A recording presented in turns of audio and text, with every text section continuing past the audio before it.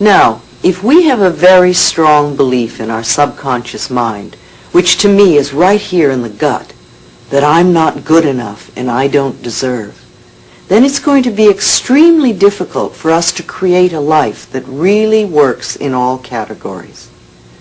Now you see, no matter what the circumstances, we are only dealing with a thought. I don't believe in giving power to outer effects. We may think that being broke is the problem. I see this as the outer effect of an inner problem. It's the inner thought patterns which create these effects. I have discovered that patterns of resentment and criticism and fear and guilt cause more problems in our lives than anything else. Even on the physical level, resentment that is held for a long time and literally eats away at the body can become cancer. Criticism that's indulged for a long time can also lead to conditions like arthritis.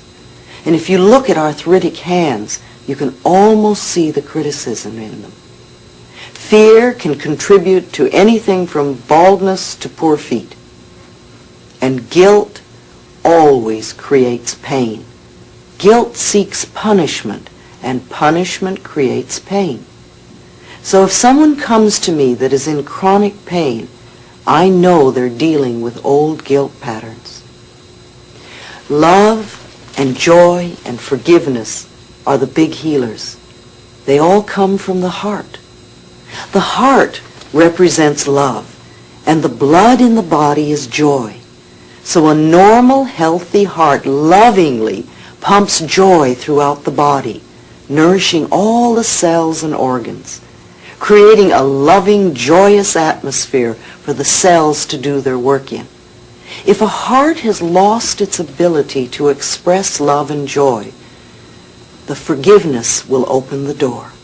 Most of our problems come from blaming others, from not taking responsibility for ourselves. And as I said, if it is true that we are all responsible for everything in our lives, then there's no one to blame, not even ourselves. And every outer experience is only a mirror of our inner thought patterns. Now this may be a new way of looking at life, because most people like to think that it's all their fault. It's the economy, or it's a husband or a wife or a boss, or it's because we don't have money, or it's whatever. But really, all those things out there are mirrors of what we think and believe inside. For instance, if everyone is always criticizing you, if you're a person that goes around saying, everybody's always criticizing me, then what I want you to realize is that it's your pattern to be criticized. Somewhere inside of you, and you may not be aware of this, there is a belief, and it probably comes from your childhood, that you deserve to be criticized. And so because of your belief and because of your pattern, you pull people into your life who are critical. And sometimes you can even attract people who normally are not critical, but because they are with you and the vibrations that you're giving out, you will pull the criticism out of them. The other thing about this is, if people criticize you a lot, it's quite possible that you are very critical. And because what we give out comes back to us, then the criticism you're giving to other people, or perhaps to yourself, is being reflected by the people around you. So one of the first things I like to do with people when there is a problem is to have them begin to say, I am willing to change the pattern in my consciousness that is creating this condition. I'm going to repeat that because it's very important. When you have a problem you wish to change, begin by saying to yourself, I am willing to change the pattern in my consciousness that is creating this condition. This simple sentence begins to get things moving. The universal power, the universal energy, the law of mind, your subconscious mind, is constantly responding to every thought you think and every word you speak. So the moment we make the smallest shift in consciousness, our experience begins to change. It's your pattern, it's my pattern. We all have patterns we're working with. And as I said, most of the patterns we have come from the time we were 3 to 5 years old. These are our beliefs about life, our life scripts. However, we can change our attitudes towards the past and these life scripts. We are never stuck. You know, it's really very foolish to punish ourselves in the now because of some hurt in the past. To be hurt once is one thing, but then to continuously punish ourselves because of it is very sad and very unfulfilling. It's important that we dissolve resentment now because it can cause so many problems in the future. I've often said that to people. Do it before we're under the threat of the surgeon's knife. You see, then we have to deal with panic too. It's much easier to do it now. We have a choice of choosing to be a helpless victim and really believing it's all hopeless. And if we do, the universe will support us in that belief. And then all we do is go down the drain.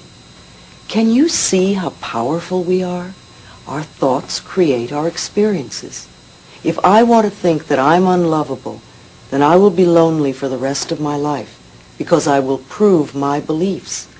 However, if I want to change that belief into thinking that I am always surrounded by love and my life is full and rich, then that is what my life will become. My life will have to become a mirror of my inner experiences. So one of the things we want to do is to begin to release the pain of the past, to let it go, and to be willing to forgive. Do you know, the Course in Miracles says that all illness comes from a state of non-forgiveness, and that whenever we are ill, we need to look around to see who it is we need to forgive. Now, this does not necessarily mean condoning poor behavior, because I agree there are many people who behave poorly.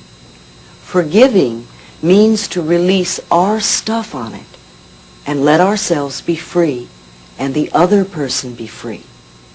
We understand that the people who mistreated us are also in pain, that they are doing the best they can, coming from the knowledge and awareness and understanding that they have at that particular point in time and space. I've learned over the years that there is only one thing to teach, and that is love. I teach people to love themselves in the here and now as they are. Self-approval and self-acceptance in the now are the keys to positive changes, and this means no self-criticism. In order to change our life on the outside, we must change inside. At least be willing to change ourselves. You don't have to know how to do this. Just be willing. We'll work on the hows. Remember, and I'm going to say this often, every thought we think and every word we speak is being responded to by the universal energy. So the moment we say we're willing, it's amazing how the universe begins to help us. It brings us what we need. You see, there is a part of you that is ready to make an enormous change, and this is why you have created me in your life. With the use of this tape and the ideas I'm sharing with you, you have the opportunity to go over and over this tape, and each time